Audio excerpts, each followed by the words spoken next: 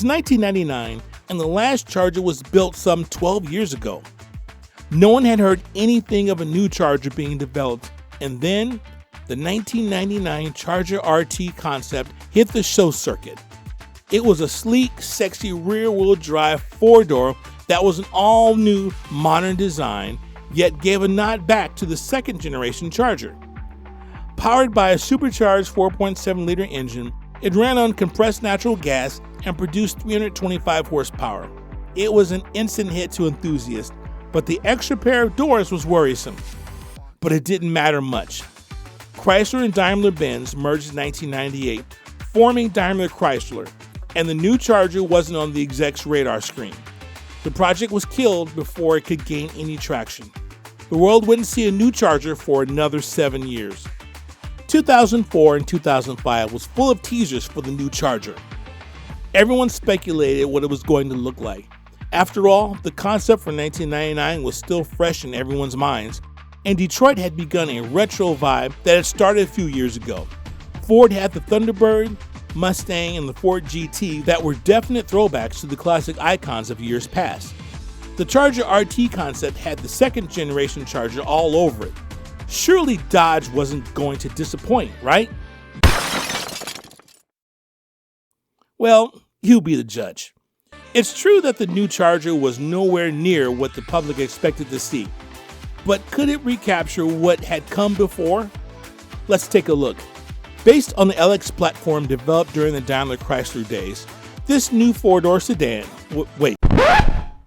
sedan. Yep, it was a sedan. But the 1999 concept was a sedan as well.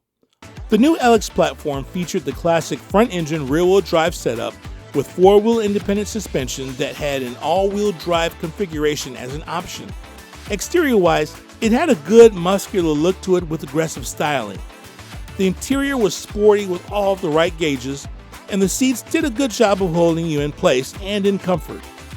Under the hood was what everyone wanted to know about. The base engine was a 250 horsepower 3.5-liter V6 that was available for the SE and SXT in 2006, with a 190 horsepower 2.7-liter V6 becoming the engine of choice in 2008 for the SE, only with the SXT retaining the 3.5.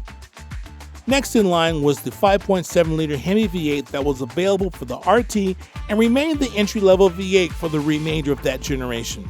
Generating 340 horsepower, the Hemi was a formidable engine with tons of potential.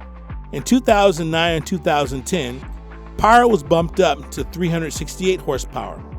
The king of the hill was the SRT8 package, which came equipped with a 6.1-liter Hemi that could churn out a very respectable 425 horsepower.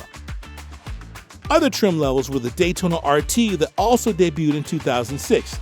It featured bright, catchy colors with a Daytona stripe package. It shared the 5.7-liter Hemi with the RT. The only other trim level was the Super B package that shared the 6.1-liter Hemi with the SRT8. Both the Daytona and Super B were offered for limited runs in 2008 and 2009. By the end of the 2010 model year, the Charger had a following. Coupled with the Chrysler 300 and Dodge Magnum that was killed after the 2008 model year, quite a community had been built. Also, the introduction of the Challenger in 2008 further enlarged that community, which built the popularity of the Chrysler and Dodge modern-day Hemi cars. The automotive aftermarket further contributed to that of the Charger, 300, Magnum, and Challenger.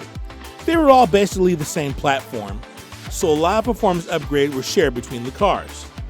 So, in the first 4 years of production, the new Charger had developed and grew as a vehicle. On the track, the Charger did just alright. It won races and has a championship or two under its belt, but NASCAR racing was different. Everything was different, especially the cars. The last time a Charger went NASCAR racing, they raced cars that were still somewhat related to street Chargers. Today, every car is built from scratch, sharing absolutely nothing with a street vehicle. But they were still popular.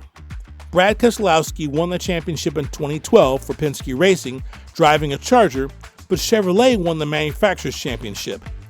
Unfortunately, race teams gradually moved over to other brands over the years, making Penske the last team running a Dodge. and they moved to Ford for the 2013 season, forcing Dodge to cease any racing efforts.